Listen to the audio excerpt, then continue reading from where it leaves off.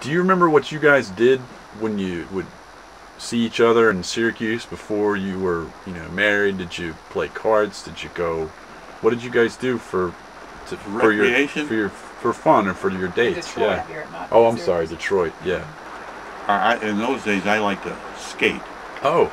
And I did that. And your mother didn't skate. She didn't. But we did go out a few times, couple times on ski trains. You'd go up to the mountains out of Detroit, semi-mountains, and skied and skated. That was a big event.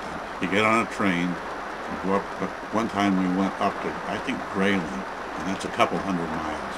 Most of them are a lot shorter. Yeah. We went, out 40 miles to a sort of a winter resort. We did that. Summertime, I wasn't there very much in the summer. There isn't much summer in Detroit either. Yeah. It's like kind of like Syracuse.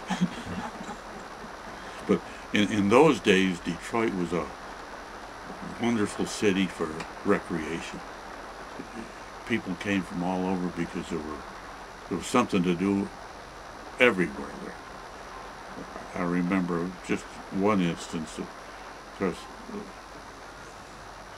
we went downtown to a theater, and Bob Hope was in town, and this was in 1939.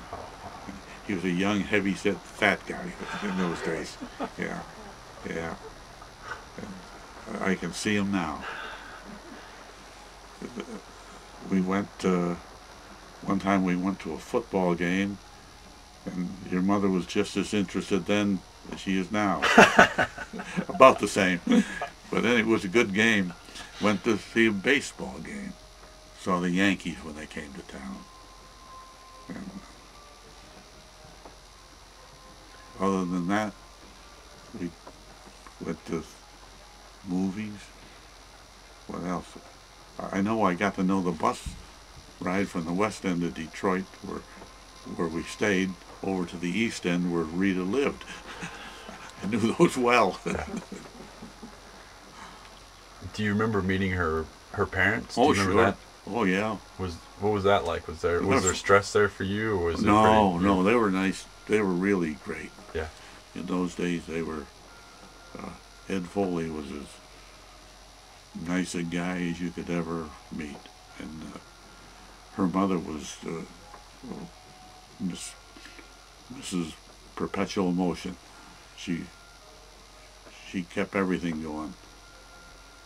Ran quite a bit of it too, but she was. She ran things. Let's put it that way. And Ed Foley was a real man. He died in 45. So we did really, when we were married, the war had started. We weren't in it yet, but the war in Europe was going on, and business was picking up, and that's why they sent me to the school, because things were stalemated up until then. Business wasn't as bad as it was in the early 30s, but it still wasn't great. And I was supposed to go to this training school, and they put it off for 2 years because the business climate was not worth doing anything progressive anyway. But then when the war came in Europe in 39, that just started like that. There's nothing like a war to create a business climate. Awful, but it's still true. Yeah. And that war in particular. Mm-hmm. Yeah. Sad.